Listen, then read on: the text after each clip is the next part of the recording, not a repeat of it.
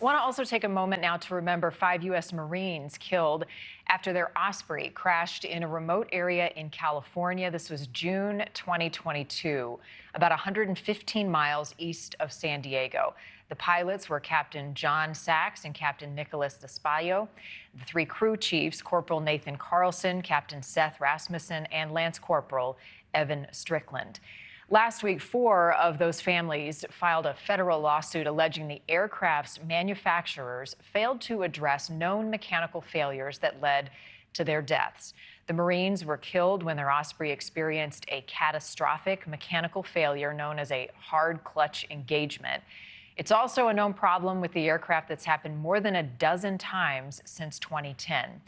This is a 400-page report. The Marine Corps said there was nothing these pilots could have done to prevent it and no means of recovery. And not only that, they warned without improvements to flight software, without robust inspection requirements, it could happen again, and it did happen again.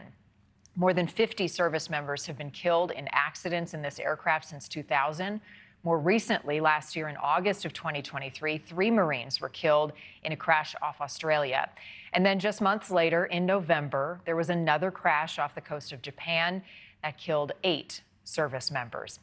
The family of Lance Cpl. Evan Strickland, who died in that California crash, wants to make sure that these tragedies do not continue to happen to other families. Evan was the youngest of the 5 victims of that 2022 crash. He was just 19 years old.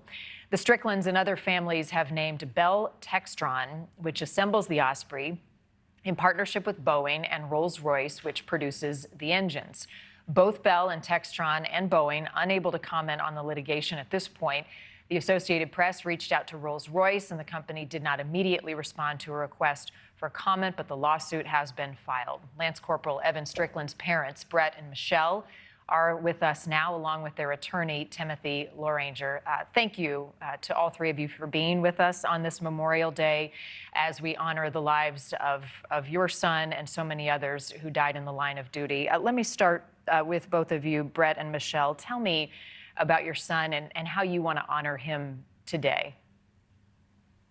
Evan definitely was a very loving, caring, genuine person. I mean, he had a gift for just making people that he knew, that if you knew him, you knew he cared about you. Just that simple. And I think just carrying that on and looking after others in the way he did is a way we chose to honor him. Brett, what did it mean to him to be part of the military, to serve? You know, he was excited. He wanted to fly. He wanted to see the world. Mostly he wanted to help people. He wanted that bond and that brotherhood that comes with serving and having those friendships that you build up over a lifetime. And so that's what he was looking forward to mostly. Just 19 years old. It's such a tragedy. Timothy, let's talk about this lawsuit. What is the crux of the lawsuit? I laid out some of the details there, but the status of it and what you all hope to accomplish to prevent this from happening again. Thank you, and good morning. Thank you for putting a fine point on this issue on Memorial Day, such an important time to pay our respects to those who have served, and especially those who have given their lives in service.